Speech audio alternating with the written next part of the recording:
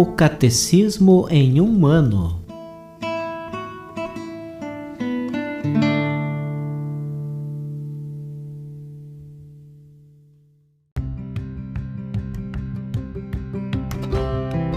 Olá, eu sou Yuri, seminarista da Diocese de Ponta Grossa, Paraná.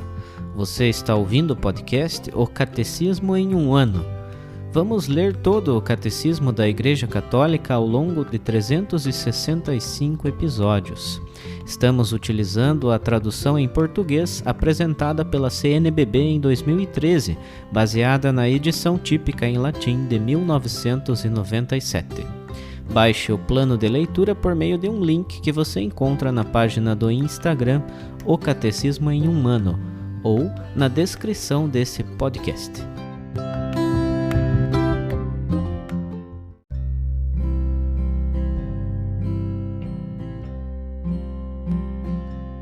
Hoje é o dia 32 do nosso podcast, o Catecismo em um ano. Faremos a leitura dos números 232 a 237 do nosso Catecismo. Lembrando que estamos na primeira parte do Catecismo, a profissão de fé, na segunda seção, que trata dos símbolos da fé, e no capítulo 1, Creio em Deus Pai. Hoje daremos início ao parágrafo 2º deste mencionado capítulo.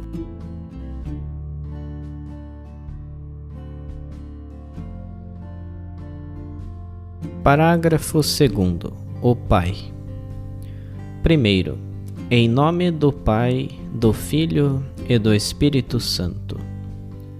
Os cristãos são batizados em nome do Pai, do Filho e do Espírito Santo, conforme Mateus, capítulo 28, versículo 19.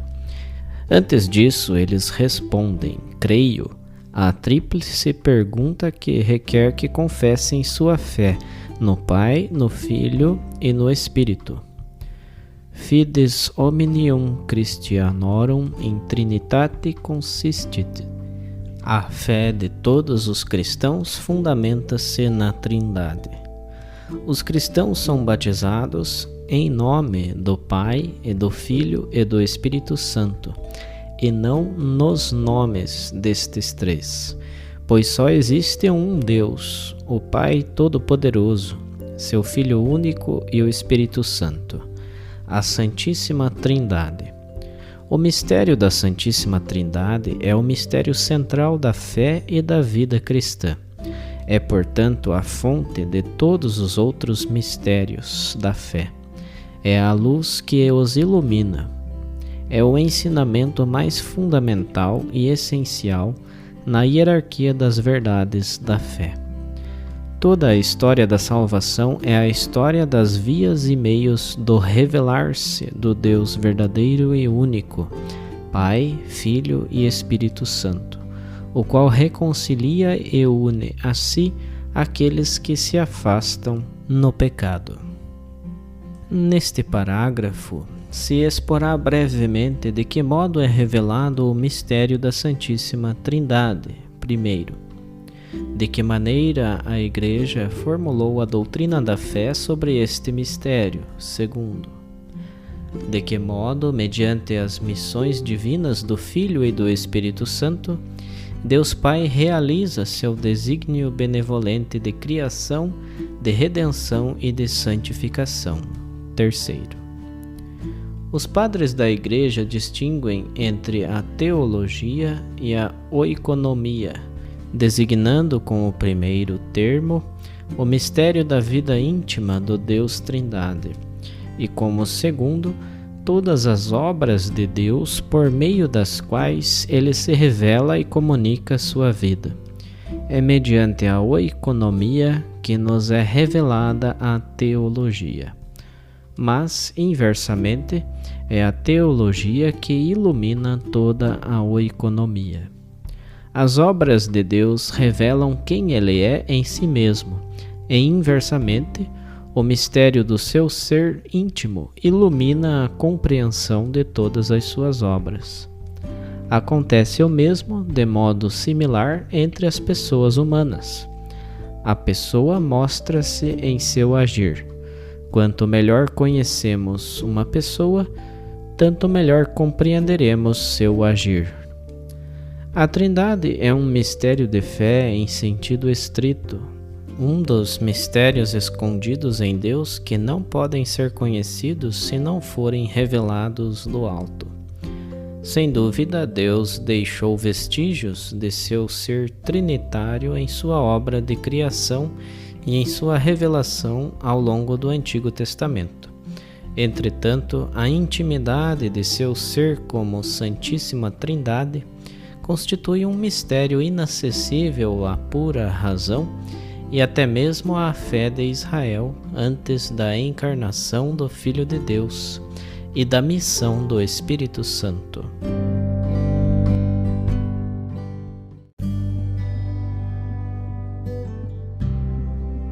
Para a reflexão de hoje, vamos ouvir a leitura de uma catequese do Papa São João Paulo II, no ano de 2000.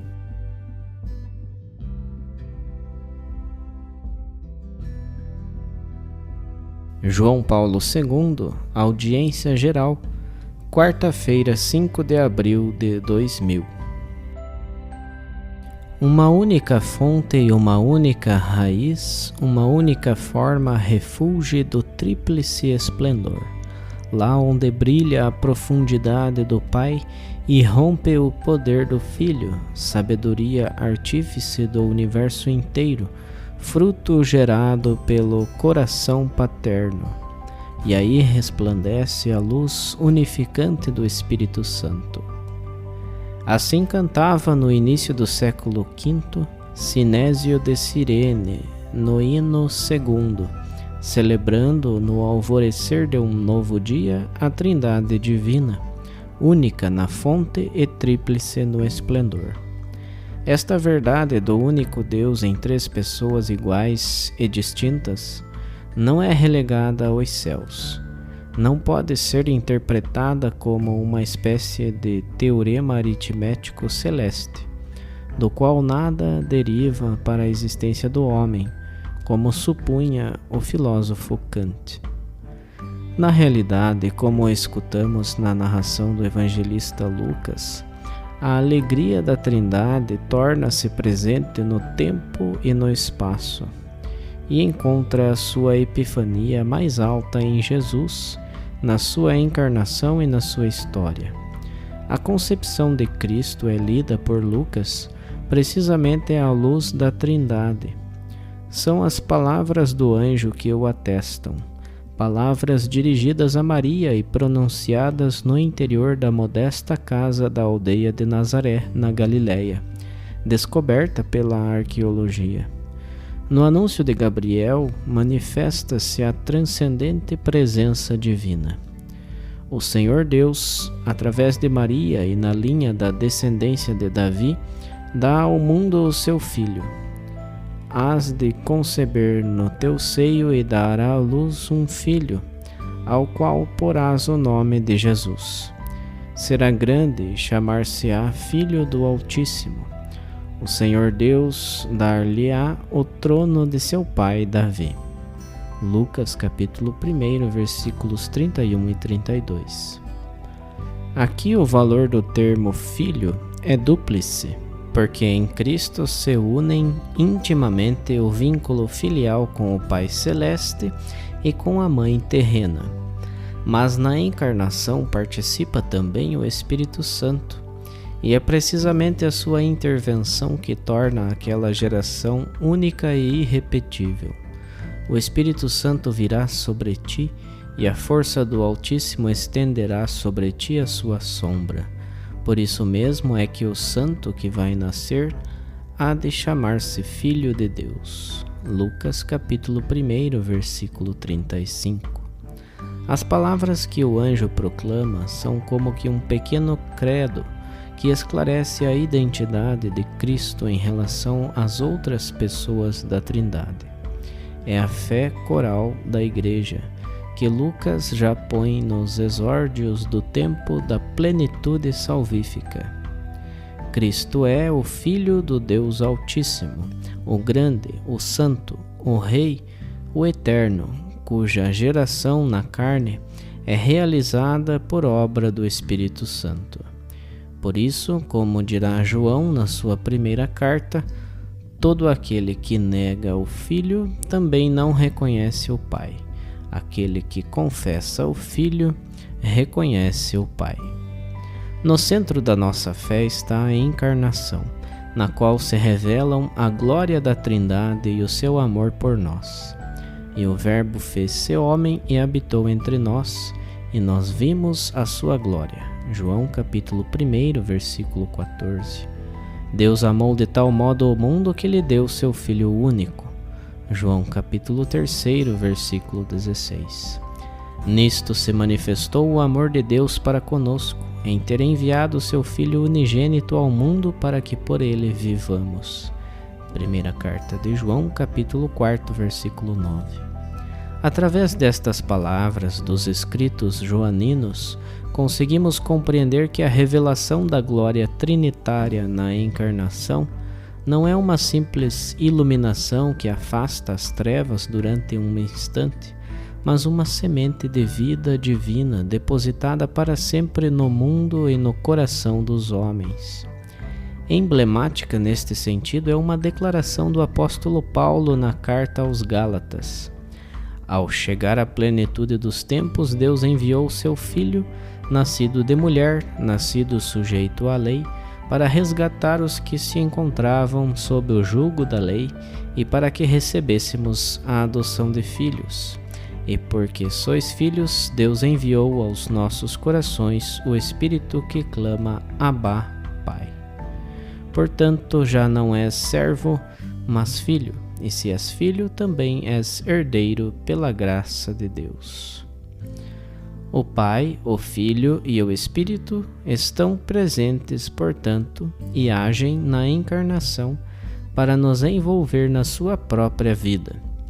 Todos os homens, afirmou o Concílio Vaticano II, são chamados a esta união com Cristo, luz do mundo, do qual vimos, por quem vivemos e para o qual caminhamos. E, como afirmava São Cipriano, a comunidade dos filhos de Deus é um povo congregado pela unidade do Pai, do Filho e do Espírito Santo. Conhecer a Deus e ao seu Filho é acolher o mistério da comunhão de amor do Pai, do Filho e do Espírito Santo na própria vida que se abre, desde agora, à vida eterna, pela participação na vida divina. Por conseguinte, a vida eterna é a própria vida de Deus e, simultaneamente, a vida dos filhos de Deus. Um assombro incessante e uma gratidão sem limites não podem deixar de se apoderar do crente diante desta inesperada e inefável verdade que nos vem de Deus em Cristo. Neste assombro e neste acolhimento vital, devemos adorar o mistério da Santíssima Trindade, que é o mistério central da fé e da vida cristã. É o mistério de Deus em si mesmo. É, portanto, a fonte de todos os outros mistérios da fé. É a luz que os ilumina. Na encarnação contemplamos o amor trinitário que se abre em Jesus. Um amor que não permanece fechado num perfeito círculo de luz e de glória, mas se irradia na carne dos homens, na sua história, penetrando no homem, regenerando-o e tornando-o filho no filho. É por isso, como dizia Santo Irineu, a glória de Deus é o homem vivo. É-o não só para a sua vida física, mas sobretudo porque a vida do homem consiste na visão de Deus. E ver Deus é ser transfigurado nele. Seremos semelhantes a ele, porque o veremos tal como ele é.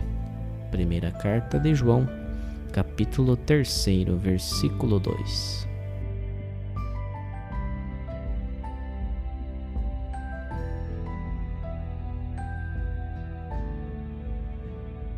Os textos das catequeses papais encontram-se na íntegra no site da Santa Sé, vatican.va.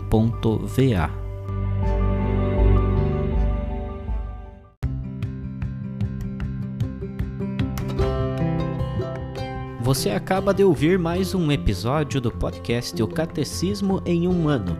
Continue nesse bom propósito de aprofundar o conhecimento e a vivência da fé católica e procure participar da sua comunidade.